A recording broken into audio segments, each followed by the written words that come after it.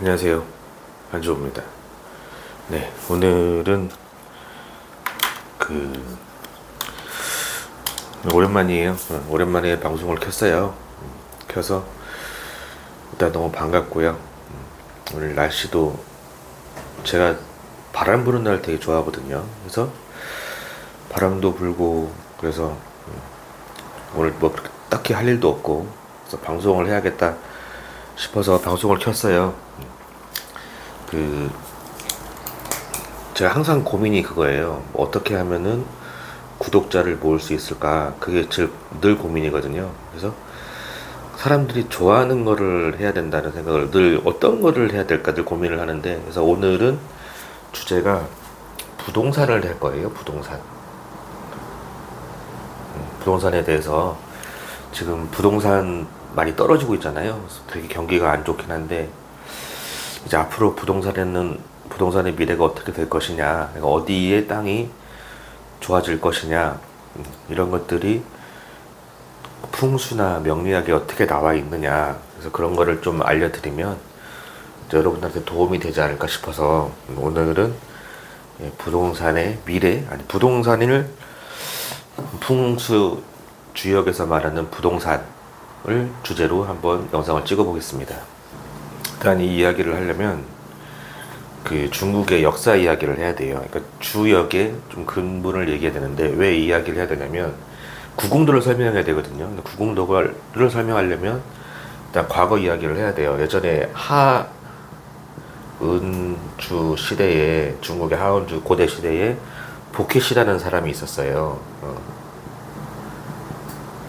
성이 뭐 왕신지 어쨌든 되게 전설 따라 삼천리에 나오는 사람이거든요. 뭐 존재하지 않았다라는 이야기도 있고요. 아니면 또 여러 명이 보켓이라는 이름으로 알려졌다, 뭐 이런 것도 있고, 그 다음에 물고기 잡는 그물을 처음 개발해낸 사람이기도 하고요.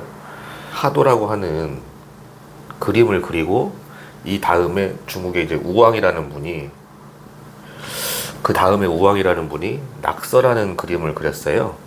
그래서 이 두 가지를 베이직으로 해서 만들어진 게 구궁도. 그러니까 이게 낙서가 뭐냐면, 이 황하강에 거북이 등껍질을 보고 등껍질에서 어떤 세상의 이치를 깨우쳤다, 뭐 이런 내용이에요. 근데 이제 이 하도와 낙서를 통해서 이 구궁도가 만들어지거든요.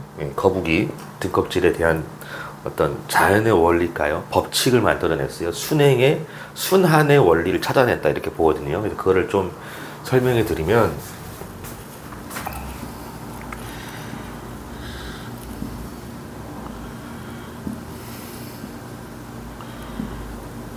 이건 뭐냐면 이제 순서예요. 그러니까 거북이 등껍질을 보고, 거북이 등을 보고 순서를 알아냈다라는 거거든요.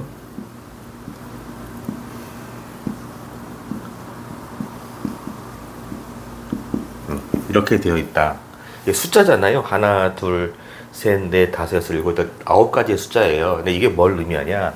1 다음에 2에 관련된 것들이 어떻게 3, 4, 5, 6 이렇게 순환한다는 거죠. 근데 각 이 구역마다 의미하는 것들이 다 다르고, 각 구역마다 20년씩의 어떤 세월을 담당하고 있어요. 풍수에서. 그래서 어느 한 구역에서 20년이 지나면 그 다음부터 또 다른 20년이 시작이 되는 거죠. 다음 숫자의 20년을 말하는 거예요.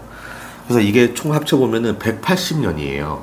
180년인데, 또 재밌는 게 뭐냐면, 여기를 숫자를 다 더하잖아요. 그럼 15예요. 15. 여기도 15. 여기도 15. 대각선으로도 15. 이렇게 돼 있죠.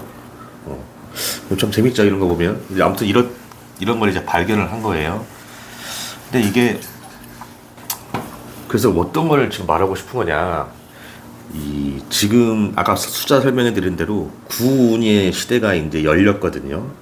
이 180년 주기의 법칙에 따라서 9번째 구운의 시대가 열렸어요. 언제부터? 2024년 올해부터 시작이에요. 그래서 올해는 어떠한 현상을 예측할 수 있느냐? 화의 기운이 바란다 라는 것을 예측할 수가 있어요. 그러니까 구운의 시대부터는 화의 기운이 시작이 된다. 몇 년 동안? 20년 동안 시작이 된다라는 거를 이제 이 구궁도에서 설명을 하고 있거든요. 그래서 우리는 이제 풍수와 부동산 그리고 이게 명리학을 공부하는 사람의 입장에서 이 화를 어떻게 적용해서 어떻게 이 화를 통해서 앞으로 미래를 알아볼 수 있느냐를 예측을 해보자는 거죠. 그럼 이제 일단 말씀드리기 전에 왜 180년이나라는 왜 180년 주기냐, 뭐 한 60년 주기면 되지 왜 180년 주기가 되냐, 이거에 대해서 이제 제가 많은 책들을 읽어봤거든요. 자료도 많이 찾아보고. 태양기가 있잖아요. 태양. 갑자기 천문학이 나와서 좀 이상한데 저도 이유를 잘 모르겠어요. 모르는데 이제 천문학 하시는 분들은 잘 알겠죠. 근데 저는 잘 모르는데 이 목성의 주기가 이 공전 주기하고 이 화성의 공전 주기, 지구의 공전 주기가 어떻게 만나가는 일렬인지 대각선인지 잘 모르겠어요. 뭔지를 잘 정확하게 모르는데 이 공전 주기에 어떤 관련된 것으로 인해서 180년마다 한 번씩 일어나는 사건이라는 거예요. 그래서 이게 이 공전, 가장 큰 거는 목성의 공전 주기로 인해서 180년이 만들어진다. 그래서 목성이 한 바퀴를 돌아서 그 다음 바퀴는 또 새로운 180년을 의미하는 거기 때문에 목성의 공전 주기에 따라서 이제 180년으로 정해졌다. 뭐 이런 이야기가 있고요. 보통 다 이렇게 알고 있더라고요, 사람들이. 아무튼 그렇고 구운이 화기운이 바란다라고 하는데 이거 정말 믿을만 하냐? 우리가 이거를 정말 믿을만 한지 안 한지를 확인을 해볼 필요가 있잖아요. 우리가 구궁도 앞으로 2024년부터 2043년까지 어떤 미래를 예측하기 위해서는 과거를 보면 되거든요. 그래서 과거를 봤을 때 요 구운의 화기운이 일어난다는 거에 대해서 신뢰할 만한가를 일단 알아볼 필요가 있잖아요. 그래서 잠깐 또 설명을 드리면 여기서 여기가 제일 남쪽이 여기가 북쪽이고 여기가 남쪽이에요. 그래서 음양오행의 수단을 공부하시는 분들은 아시겠지만 요 구운이 남쪽에 해당을 하죠. 그래서 화기운이 바란다는 거예요. 이 오운 때 어떤 일이 벌어지냐, 여기 오가 토를 의미하잖아요. 우리 명리학에서 토를 땅을 의미해요. 그럼 오운에 어떤 일이 벌어지냐, 토가 다 뒤집어진다 그러거든요. 토가 다 뒤집어진다는 이야기를 해요, 오운 때는. 근데 재밌는 게 뭐냐, 제가 아까 처음에 말씀드렸던 180년이 양의 토에 180년이 있고, 그러니까 구운 다 똑같아요. 양의 일, 양의 이운 다 양의 어떤 180년이 있고 음의 180년이 있어요. 그러니까 양의 180년은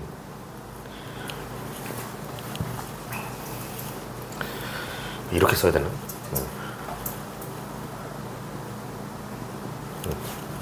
양의 180년은 이제 표면적으로 드러나는 사건을 의미하고요. 음의 180년은 표면적으로 드러나진 않는다. 이렇게 봐요. 그래서 요 오운이 왔을 때 토가 뒤집어진다는 사건을 말할 때는 양의 180년이 맞겠죠. 왜냐면 드러나는 일이니까.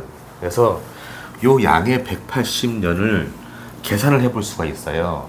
그러면 우리가 지금 2024년이 구운이죠. 그죠? 그잖아요. 그럼 이걸 이제 20년씩 빼서 오운을 찾아보자는 거죠. 그러면 2004년 8운이겠죠. 그러니까 2004년부터 2023년까지가 8운이에요. 2024년부터 2043년까지가 또 9운이고 이렇게 되는 거예요. 84년은 답답하면 스킵을 하셔도 됩니다. 7운이고요. 스킵하시면 안 돼요. 스킵하시면 조회수가 또 안 나오기 때문에 되도록 봐주셨으면 좋겠어요. 네. 자, 1964년은 6운이죠. 6운이고 1944년은 5운이에요.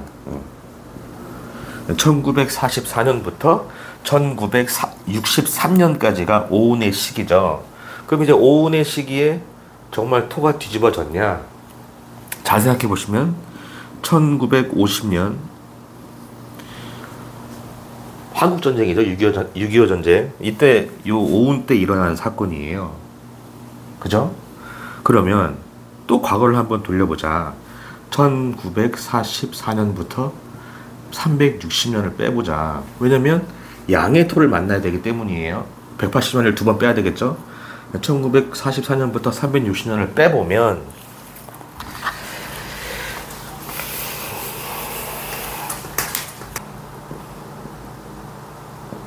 1584년이에요. 우리가 잘 생각해 보시면 1592년에 임진왜란이에요. 그죠? 임진왜란이 났다. 다 뒤집어졌다고 볼 수 있죠.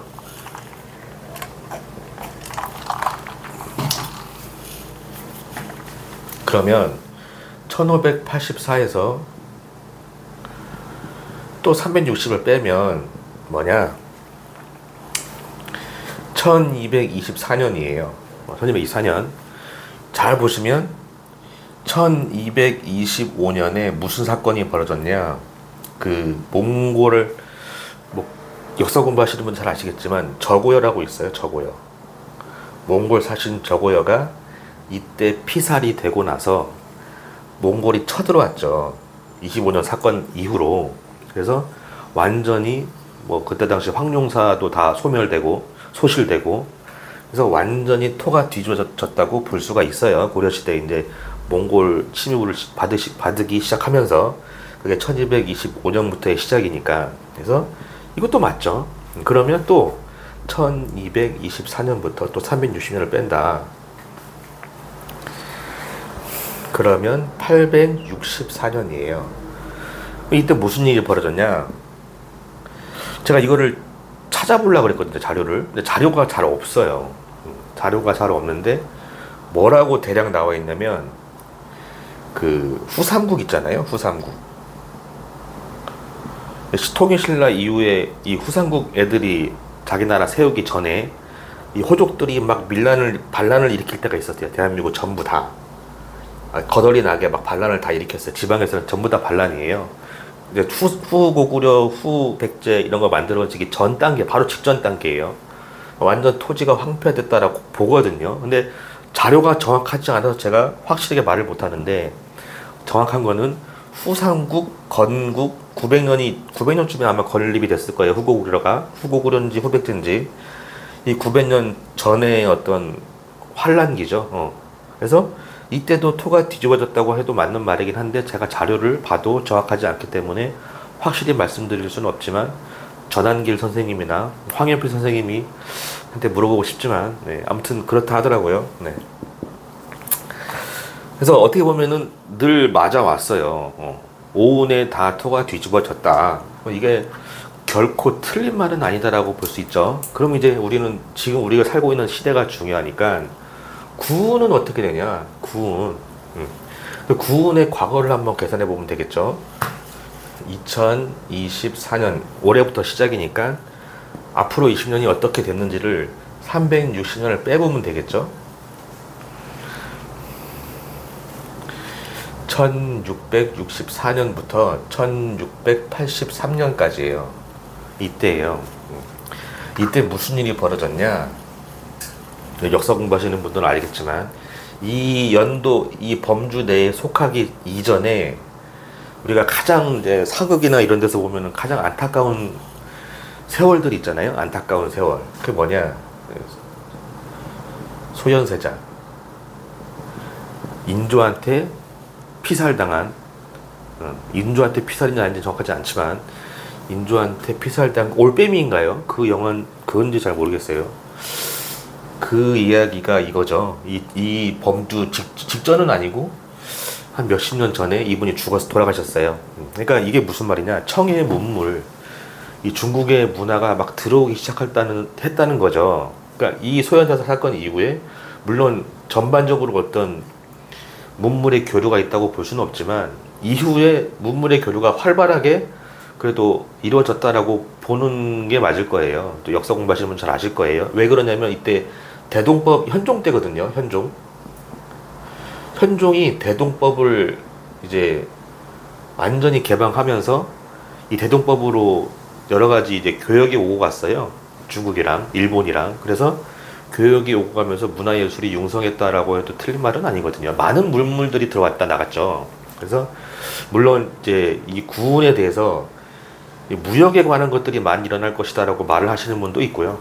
물론 문화예술뿐만이 아니라 제가 아까 문화예술이나 이공계나 전자제품을 말씀드리긴 했지만 뭐 무역으로 이렇게 하시는 분도 계세요. 무역의 발전이 있을 거다라고 보는 사람도 있고, 보면은 과거 20년에 그때 360년을 빼보면 현종 때예요. 대동법 시행하고 나서 이제 물건을 조달해야 되잖아요. 그래서 그러려고 하다 보니까는 이제 해외 문물들이 많이 오고 갔다, 이렇게 보는 게 맞아요. 그래서 확실한 거는 문화예술이 오고 가는 시절은 맞다고 보거든요. 이때가. 그 다음 또 360년을 빼보면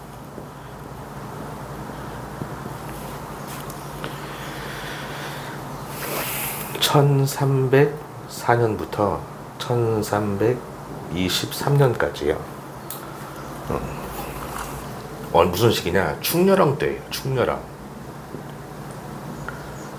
충렬왕이 뭐냐면 그 예전에 고려시대 때 원나라한테 완전히 항복을 하고 나서 이제 부마국으로서 이제 완전히 원나라의 속국이 된 거죠. 그죠?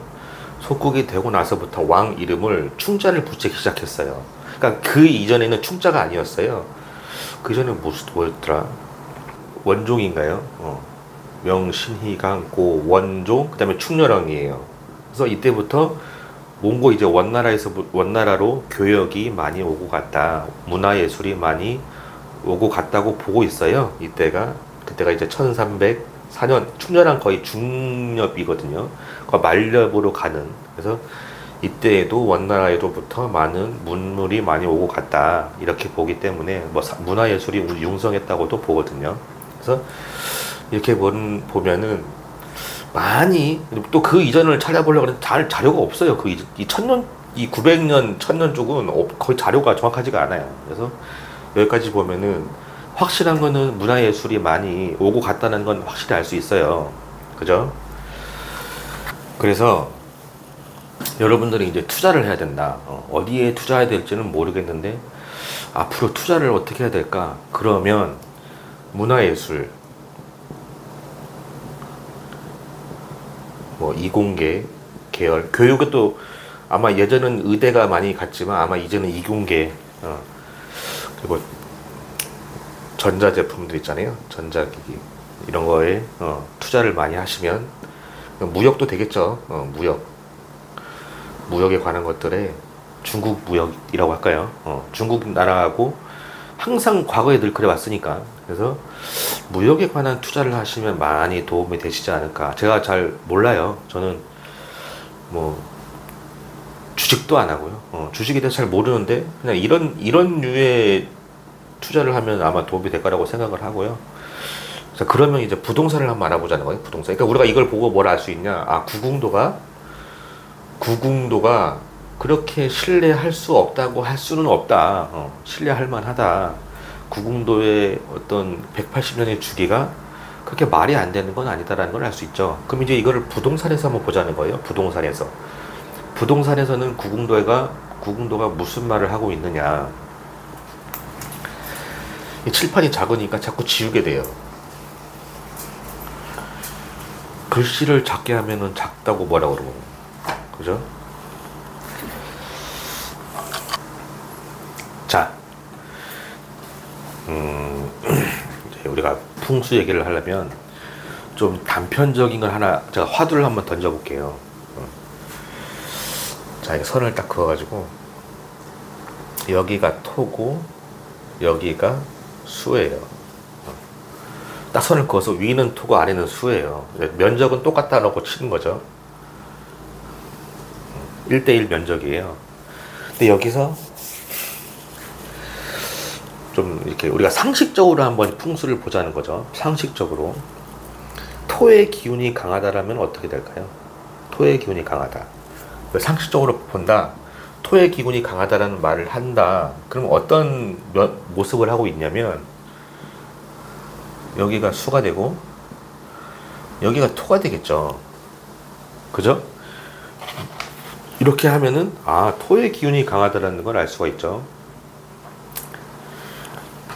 갑자기 이걸 왜 뜬금없이 무슨 얘기냐? 보통 사람이 어디에 털을 잡냐면 토의 기운이 강한 곳에다 털을 잡아요. 그러면 수의 기운이 강한 곳은 털을 잡지 않느냐? 아니에요. 수의 기운이 강한 거는 그런대로 그 목적성에 맞게 털을 잡는 거죠. 근데 사람들이 일반적으로 이제 살아간다 그러면 대부분 토의 기운이 강한 곳에, 그리고 물길이 작은 곳에, 물길이 이렇게 토를 감싸는 곳에, 물길이 작은 곳에 보통 이런 곳에 이제 털을 잡고 살거든요. 이 이야기를 제가 왜 하냐면,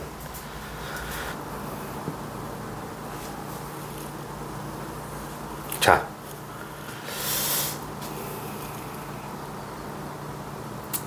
여기가 토, 여기가 수라고 할게요. 딱 자르는 거예요, 이렇게. 여기는 왜 자르냐? 여기는 다른 지역이에요.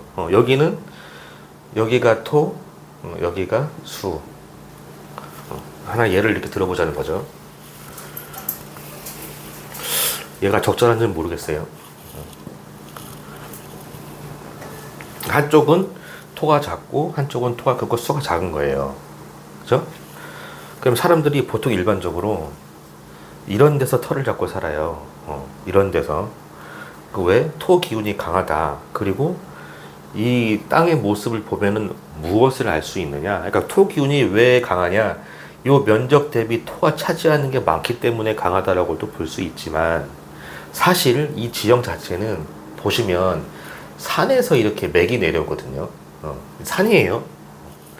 보통 우리가 산의 맥을 받아요. 지 맥을 받고 거기서 보통 마을이 이루어지고 집이 만들어져요.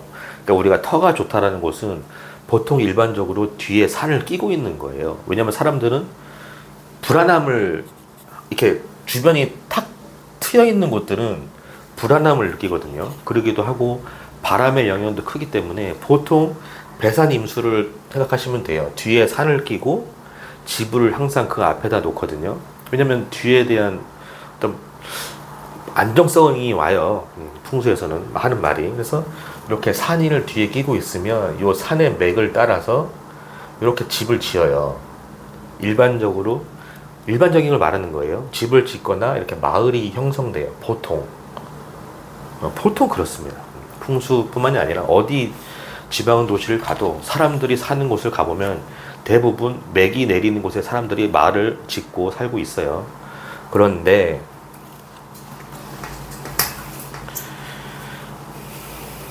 바닷가 쪽으로 이제 강변을 갔는데 이렇게 내려와 있는 거죠. 이게 무슨 말일까요? 요 맥이 내려와 있는 거예요. 만약에 이런 곳이는 어떻게 될까요? 여기 맥이 내려온 곳이라고 할 수 있을까요? 아니죠. 물의 비중이 커서 그렇다는, 물론 그렇게 볼 수도 있지만 물의 비중이 큰 거는 둘째고 내려오는 맥이 없으니까 물이 들고 나가기를 하는 거예요. 그래서 이렇게 물이 이렇게 쉽게 말하면 해수욕장처럼 바다가 되는 거죠. 이런 맥의 기운이 모자르니까 물의 기운이 많아진 거고요. 여기는 맥의 기운이, 능선의 기운이 내려오니까 물이 이걸 들어가지 못하고 이 경계선을 따라서 흐르는 거예요. 이해되시죠? 그러면 이 땅은 그럼 쓸모가 없는 땅이냐, 사람이 살지 않는 땅이냐? 근데 원래 요 물이, 바다를 한번 예를 들어 볼게요. 바다예요, 여기가. 이런 데는 사람이 잘 살지 않아요. 이런 데는 사실 물 바로 근처가 아니라 한 요 약간의, 보통 마을은 이런 데 형성이 되긴 하거든요. 근데 요 물 근처에 마을이 형성되기도 하는데 이거는 사람이 살기 좋다고 볼 수 없고요. 보통 이렇게 경제적으로 좀 가난하신 분들이 보통 예전에는 바닷가 근처에 살았거든요. 그렇긴 한데 어쨌든 사람이 살기에는 사실 본래적으로 여기가 좋죠. 그럼 여기는 쓸모없는 게 아니고요. 쓰임이 다른 거예요. 보통 사람들이 이렇게 마을을 형성해서 이루어 살면 이제 하나 예를 들어 드리면 이제 이렇게 막 사람들끼리 뭉쳐 살고 뭐 회사 생활도 하고 인간관계를 맺다 보면은 본인이 스트레스를 많이 받거든요. 그러니까 답답함이 있어요. 여기 사람들 같이 이렇게 살다 보면 이렇게 좀 뭉쳐 있는 마음들을 어디 가서 푸냐? 여기에 가서 푸는 거예요. 왜냐? 여기는 산 기운보다 물 기운이 더 세거든요. 토 자체가 여기는 깨져 있어요. 사실 깨져 있다는 표현이 맞아요. 근데 토가 단단하다고 볼 수가 없죠. 그래서 물이 들고 나가고를 하는 거예요. 사람들도 단단한 사람들이 산다고 볼 수가 없어요. 바닷동네 근처에 사는 사람들이.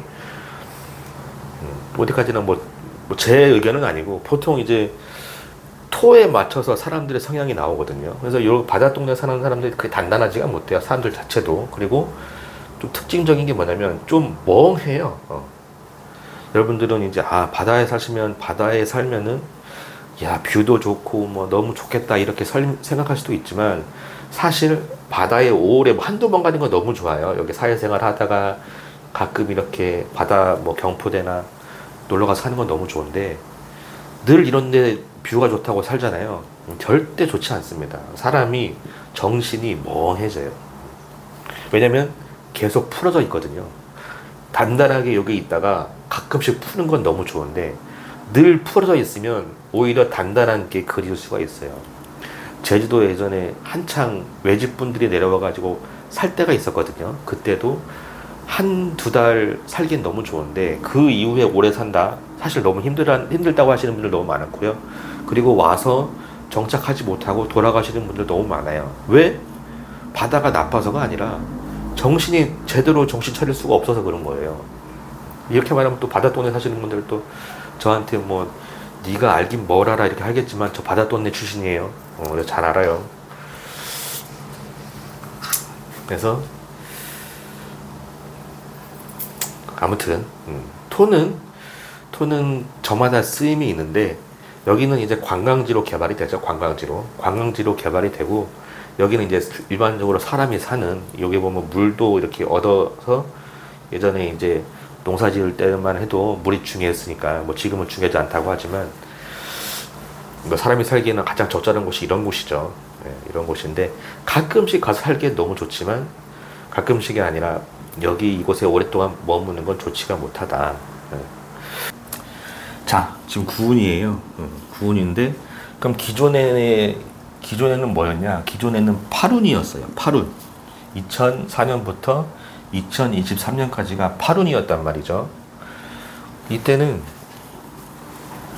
잘 보시면 무슨 의미냐? 산이 이렇게 있어요. 그죠? 산이 이렇게 있으면 기운이 산을 중심으로 이쪽으로 흘렀다는 거예요. 팔운대. 이쪽이 어느 쪽이죠? 북동쪽. 산을 기준으로 기운이 북동쪽으로 흘렀고 북동쪽으로 쉽게 말하면 햇빛이 양지가 됐다 이 말이에요. 활기가 돈다 이렇게 볼 수 있어요. 이쪽으로 흘렀는데 그래서 이쪽에 해당되는 산을 기준으로 이쪽으로 해당이 됐던 곳들이 많이 발전을 했다. 부동산들이 개발이 됐다라고 보거든요. 8운 때 그러니까 2004년부터 2023년까지를 말하는 거예요. 이때 8운이었으니까 그러면 여러분들이 이거 방송을 보고 생각을 하겠죠. 근데 우리 동네에 가보면 산이 너무 많아요 막 이래요. 어디를 말하는 거예요? 어디 산이 북동쪽이야? 여기서 이 산에서 북동이야? 아니면 뭐 이 산에서 북동이야? 모르잖아요. 그러면 어떻게 되냐? 우리가 이거를 거꾸로 보면 돼요. 거꾸로. 이게 무슨 말이냐면 그 풍수에 뭐가 있냐? 개수죽지라고 있어요. 개수죽지. 개수죽지가 뭐냐? 산의 기운이 왔다가 물을 만나면은 여기서 멈춰요. 여기서 뭉쳐요. 기운이 뭉친다 이 말이에요. 여기 사람이 산다 이 말이에요. 그러니까 산에서 내려온 기운이 물을 만나면 멈춘다. 그러면 여기가 이제 산의 기운이 강하면 어떤 현상이 벌어지냐면 물이 들어오잖아요. 그러면 이렇게 돼요. 물길도 이렇게 되고.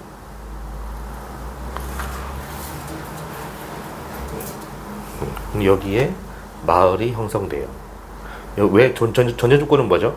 이렇게 마치 화살처럼 이렇게 돼요. 그래서 어떻게 보면 되냐, 내가 우리 동네에 산이 너무 많다, 그럼 물길을 보면 돼요. 물길을. 이렇게 생긴 물길들을 보면 다 개발이 돼 있어요. 그러니까 여러분들이 북동쪽에서 강이 이렇게 흐르는 거예요. 강이 이렇게 흐른다, 물이 흐른다, 북동쪽으로. 그럼 기운이 어디서 와서 멈춘 거냐고 알 수 있냐면, 여기에 산이 와서, 산의 기운이 와서 여기에 멈췄다라는 걸 우리가 예측을 할 수가 있죠. 그러니까 우리가 산의 기운을 모르겠다, 어디서 산에서 기운이 내려온지 모르겠으면 물의 기운을 보면 되는데, 이렇게 물이 북동쪽으로, 북동에서, 그러니까 어떻게 되는 거죠, 이게? 북서에서 이렇게라고 해야 될까요? 북서에서 남동으로 라고 할까요? 예. 북서에서 남동 쪽으로 이렇게 대각선으로 나 있는 곳이 개발이 됐을 거다라고 볼 수 있고요. 특히나 더 어떤 곳이나 이렇게 U자 형태, 활 형태로 되어 있는 것이 확실하게 개발이 되어 있을 것이다. 북동쪽을 말하는 거예요. 그래서 이렇게 개발이 됐을 것이라고 예측할 수가 있어요. 우리가 산을 너무 많으니까, 산이 너무 많아서 어디가 개발될지 모르겠으면 물을 보면 돼요. 왜? 물이 있는 곳에 항상 마을이 형성되고, 이렇게 기운이, 산 기운이 내려와 줘야 요 물이 이렇게 산을 감아돌면서 흐르거든요. 분명히 명당이에요. 명당이라기보다 길지죠. 좋은 길지란 말이죠. 이렇게 볼 수가 있다. 그러면 우리가 이해하기 쉽게 모든 사람들이 이 방송을 봤을 때 다 아는 곳, 서울을 한번 예를 들어보자는 거예요. 제가 이제 방송에 목차를 잡지 않아 가지고 제가 지금 말을 중구난방으로 하고 있거든요. 잘 하고 있는지 모르겠어. 목차를 잡아야 되는데, 구독을 많이 해주시면 제가 힘이 나가지고 좀 방송에 몰입을 하거든요. 근데 구독도 잘 안 해주시고, 한 100만 명만 있으면 100만 명만 있으면 제가 뭐든 다 할 수 있는데, 다 제 탓이에요. 다 제 탓이긴 하지만, 그래도 여러분들 좀 구독을 좀 많이 눌러주셔라. 그러면 제가 정말 힘이 나서, 재밌는 것들 정말 많거든요. 예. 설명할 것들 너무 많기 때문에 여러분들이 구독을 해주시면 잘 생각해봐가지고 좋은 컨텐츠를 많이 알려드릴게요. 자, 아무튼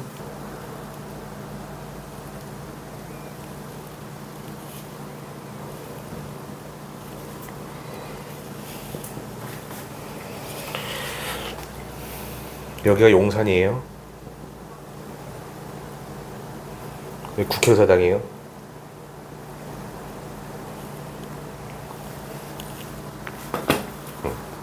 제가 한 4년 5년 전에 잠깐 제 얘기를 하자면, 술자리를 가잖아요. 술자리를 가면 제가 항상 술자리에서 친구들한테 하는 얘기가, 야, 용산에 땅 사라.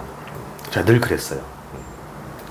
용산 곧 봐봐라 이제, 이 얘기를 했거든요. 친구들이 그냥 듣고 말아요, 그냥. 근데 작년에 이 윤석열 대통령이 용산으로 갔잖아요. 그러니까 친구들이 그제 와서, 야, 니 그때 용산이라고 그랬었냐? 이렇게 말하는 거죠. 저는 용산이 아마 장난이 아닐 거라고 생각해요, 앞으로. 왜 그러냐?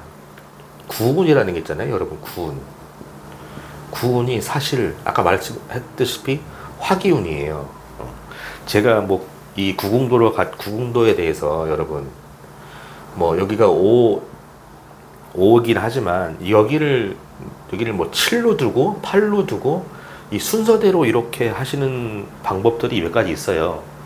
제가 그거를 그렇게 복잡하게 하지 않는 이유가 뭐냐면, 사실 제가 공부를 하면 할수록 원리는 복잡하지가 않거든요. 그래서 보통 이렇게 명리학 강의 들으신 분들 중에 저는 되게 심플하게 말을 하고 있어요. 심플하게. 그러면 심플하게 말하면 사람들이 뭔가 영양가가 없다고 생각을 하는 것 같아요. 그래서 제 강의를 안 듣나 싶기도. 아무튼 쓸데없는 얘기고요. 아무튼 자, 화기운이 바라기 때문에 구운은 어떻게 되냐, 기운이 이렇게 내려와요. 산이 이렇게 있으면 여기가 화잖아요. 남쪽이 화잖아요.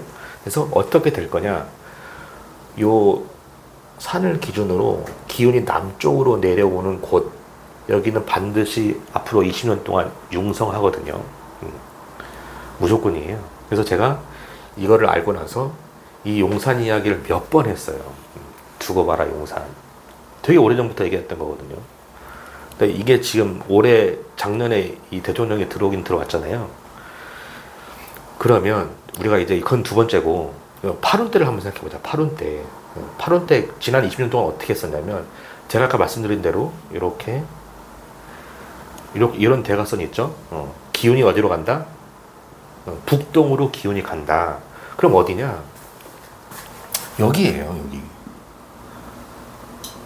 여기가 이렇게 아까 처음에 말씀드린 대로 이렇게 이런 지형들이 있어요. 이런 지형들이 너무 좋긴 하지만 뭐 지금 한강이 그렇지 않잖아요. 거의 지금 물길이 일직선이잖아요. 이렇게. 그죠? 그래서 여기 동네가 어디냐면 김포, 가양 이쪽이거든요. 마곡나루 뭐 이쪽이에요.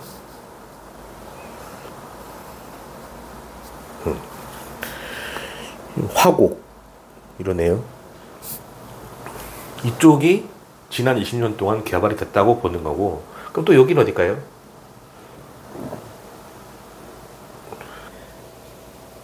현대백화점 압구정 쪽이네요.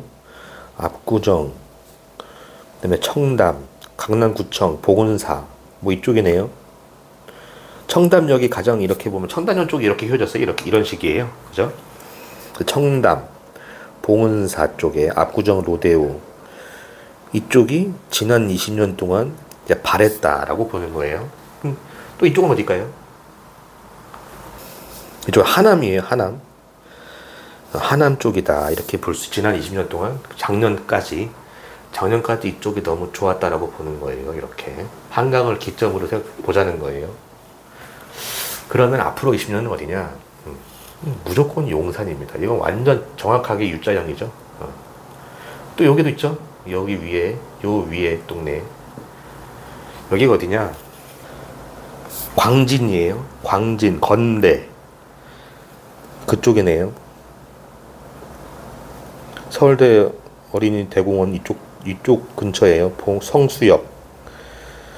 숲이라서 될진 정확히 모르겠네요. 아무튼 이쪽이 뜬다. 앞으로 20년은 그렇게 봐요.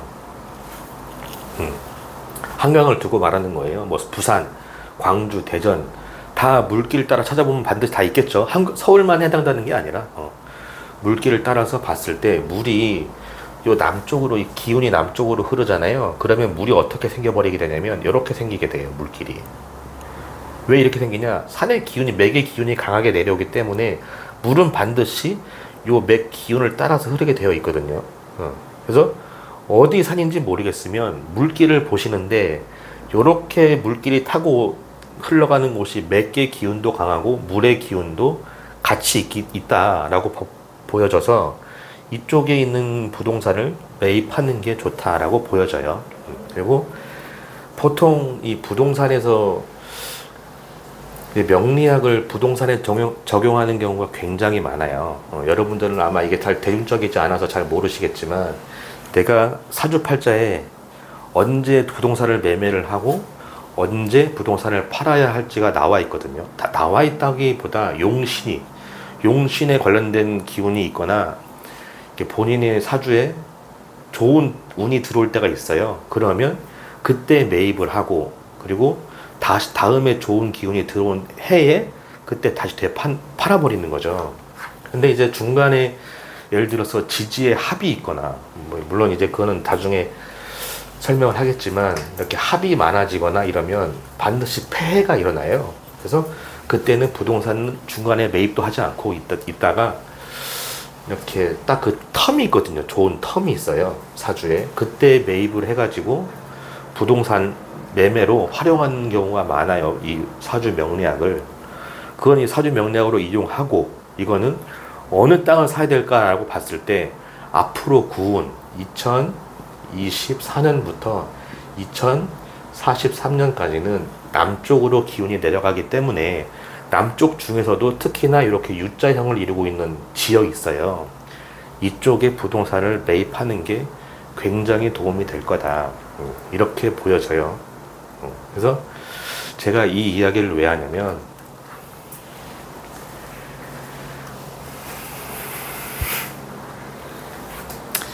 그래요. 뭐 너만 알면 되지 않냐. 너만 알고 네가 장사하면서 써먹으면 되지 않냐. 이렇게 말하는 사람도 있겠죠. 근데 저는 사실 돈의 맛을 봤다고 할 수는 없지만 그렇게 돈 욕심이 많은 편이 아니에요. 저는 예전부터 그랬고 남을 가르치는 걸 되게 좋아해요. 가르치는 일에 굉장히 보람을 느끼고요. 그래서 저는 이렇게 지금 올해가 2024년 9운의 시작이에요. 올해가 2024년 9운의 시작이면 이 시작하는 연도에 이 방송을 찍어서 앞으로 20년을 두고 봐라. 앞으로 20년 두고 보시면 제 말이 틀리지 않았다는 것을 아실 수 있을 거고요. 그리고 이제 제 생각에는 이제 사람의 인생이 사람의 어떤 이제 앞으로 의료가 너무 발전하기 때문에 100살은 기본으로 살 것 같아요. 그래서 제가 한창 풍수 공부를 할 때도 그랬지만은 항상 하시는 나이 드신 분들 되게 많아요. 풍수 쪽으로 가시면 다 대부분 저보다 다 연배가 높고 항상 저 어디 가도 막내거든요. 그래서 가서 항상 어르신들이 하는 말씀이 나이 들어서 풍수하는 것만큼 좋은 게 없다고 늘 그러셨어요. 풍수가 나이 든 사람이 말하는 것과 젊은 사람들이 말하는 거랑 전혀 다르거든요. 그래서 제가 앞으로 20년을 후에 제 풍수 강의를 위해서라도 그리고 두고 봐라. 제가 얼마나 맞는지 두고 보고 맞으면 그때 내가 강의료를 엄청 받아가지고 가르치겠다. 뭐 농담이고요. 아무튼 제가 이 방송을 찍는 건 앞으로 두고 보라는 거예요. 두고 보시고 제 말이 20년 동안 잘 맞으면 그때 제 강의를 많이, 지금은 이제 명리학 강의를 하겠지만 풍수 강의할 때 많이 들으러 오시라 이렇게 말씀을 드리고요. 저는 항상 지금도 공부를 해요. 지금도 물론 다 알고 있다고 생각을 하지만 그래도 뭐 잊어버릴 수도 있고 또 지나고 보면은 새록새록 다른 형태로 기억되는 것들이 있거든요. 지식이. 그래서 다시 한번 확인하는 차원도 있고 공부를 멈추지 않아요. 그래서 많이 공부해서 여러분들한테 아주 좋은 어디서도 들을 수 없는 정보를 알려드리니까요. 많이 구독해 주시고, 그리고 참고로 말씀드리면 지금 요즘 뉴스가 뭐가 나오냐면 동탄이 나와요. 동탄. 그죠? 동탄 지금 개발되고 있다. 이게 지금 한창 화두잖아요. 동탄만 개발될까요, 여러분? 여러분 지금 물론 이거 그냥 건너서 들으세요. 살짝 경기도 화성 있잖아요. 경기도 화성. 경기도 화성의 이 화자가 물론 불화자는 아니에요. 뭐 불화자라는, 예전에는 불화자라는 사람도 있었고 뭐 꽃화자라는 것도 있지만 이 화 자체가 개화된다, 열린다라는 의미에서도 화기운은 맞거든요. 음양 오행에서 말하는 화기운이 맞아요. 그래서 구운에 이 화기운에 해당되는 것들이 많이 개발이 될 거기 때문에 땅 자체도 화기운이다. 그럼 거기도 개발이 될 거예요. 우리가 물 자체로 아까 설명을 드렸지만 땅 자체에서, 그러니까 물을 설명한 이유는 땅이 어딘지를 모르겠으니까 설명을 드린 거고요. 땅 자체가 화기운을 가지고 있는 땅도 마찬가지로 개발이 될 거예요. 저도 잠깐 또 설명을 드리면, 제가 제주도를 한번 설명해 드릴게요. 제주도. 이 방송을 보시는 분들 중에 제주도 분이 있었을지 모르니까, 제주도가 보시면 화산이 아니라 화형산이에요. 이게 제주도가 산이, 한라산이 돌산이죠. 돌산. 요런 산들이 대부분 화기운이 높다고 그래요. 그러니까 화기운이 관광업을 의미하기도 해요. 왜 제주도가 관광업이 발전했냐? 한라산 자체가 화기운이기 때문이에요. 그래서 관광업이 발전했다. 그래서 앞으로 20년도 제주도가 개발이 될 거라 뭐 이렇게 보시는 분도 있지만, 특히나 어디가 더 개발이 되냐? 여기 보시면은 이제 그 성산일출봉이 있어요. 성산일출봉. 성산일출봉도 화기운이에요. 그리고 여기 또 이 성산일출봉 가기 전에 이렇게 오름이 이렇게 봉긋봉긋하게 솟아난 곳이 있어요. 막 뭉쳐져 솟아난 곳이 있거든요. 여기가 제가 지명을 정확히 모르겠는데, 여기가 가시리 쪽인가 그래요. 가시리 좀 넘어가서인지 아무튼 그쪽인데, 거기도 아마 땅값이 엄청 오를 거고요. 그 다음에 여기 보시면 내려오고 나서 여기 남원. 남원도 어떻게 생겼냐면 이렇게 생겼어요. 토가 이렇게 생겼어요. 남원. 그 다음에 여기 서귀포, 뭐 보목동 이쪽도 다 이렇게 생겼어요. 그 다음에 삼방산, 그리고 송악산 쪽, 이쪽이 다 개발이 될 거다. 확실하게 개발이 될 거예요, 아마. 앞으로 20년을 두고 보시면 안다. 그리고 그럼 제주시는 없냐? 제주시 가보면 그 한라수목원이라고 있어요. 한라수목원. 한라수목원도 이렇게 생겼어요. 오름들이 이렇게 막 있는 거예요. 한 곳에 모여 있어요. 오름이. 왜 오름이 한 곳에 모여 있냐? 여기가 불처럼 화기운이 올라오기 때문이거든요. 그러니까 화기운이 올라오기 때문에 보통 제주도에서 무슨 저기 그 결혼식 뭐 이런 거 하잖아요. 그럼 다 여기서 해요. 희한하게. 참 신기해요. 어떻게 보면 참 사람들 불러 모으는데 불장난만큼 재밌는 게 없거든요. 그래서 이런 데서 보면은 문화예술이 가장 유성하기도 하겠지만 땅값도 여기가 엄청 오를 것이다. 두고 보시라. 그래서 한라수목원 연동이에요. 연동. 여기 특히 서귀포 쪽. 다 개발이 될 겁니다. 두고 보시면 알 거고요. 20년 후에 저 풍수 강의할 때 많이 들으러 오세요. 들으러 오시고, 오늘 방송은 여기까지 할게요. 다음 방송은 뭐라냐면 제주도 맛집에 대해서 한번 해볼 거예요. 맛집.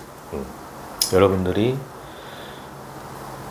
맛집이라고 해가지고 이제 보통 핸드폰을 열고 가잖아요. 핸드폰 열어서 검색해가지고 가는데, 여러분들이 이제 검색해가지고 맛집이라고 해서 갔어요. 가서 진짜로 맛있었다라는 곳은 아마 없을 거예요. 없어요. 맛집은 다 죽었다. 맛집. 여러분들 핸드폰을 열잖아요. 핸드폰에 보는 모든 것들은 조작할 수 있어요. 조작할 수 있고, 그 많은 평점들, 블로그들 다 조작할 수 있어요. 다 만들어낼 수 있고, 찍어낼 수 있고, 매크로인가요? 뭐 그런 게 있어요. 그런 걸로 계속 상위 노출시키고, 또 블로그를 요즘에 AI인가 뭐 개발돼가지고 블로그를 계속 찍어내요. 분당이 아니고 하루의 개수를 정해서 계속 블로그를 만들어내는 거죠. 자기들이 사람이 쓰는 게 아니라 AI가 블로그를 만들어줘요. 그래서 아주 지금 여러분들이 생각하는 맛집에 대한 그 상식을 제가 다 깨드리도록 하겠습니다. 그럼 우리는 어떻게 해야 되냐? 어디 가서 밥을 먹어야 되냐? 그래서 제주도 맛집에 대한 것을 다음 방송에 하고요. 그리고 이제 날씨가 갑자기 또 추워졌어요. 추워져서 건강 조심하시고요. 가장 근거리에 있는 사람이 가장 고마운 사람이에요. 그래서 주변에 있는 분들 잘 챙기시고, 그리고 행복하시고, 봄날에 여행도 많이 다니시고, 제가 이제 조만간에 중국을 갔거든요. 중국에 잠깐 볼 일이 있어서 가는데, 아무튼 여행도 많이 다니시고 좀 즐겁게, 오늘 가버린 오늘은 두 번 다시 오지 않습니다. 그래서 하루하루 즐겁게 사셨으면 좋겠어요. 할 말이 없어가지고 그냥 이렇게 마무리를 지을게요. 하나, 둘, 셋.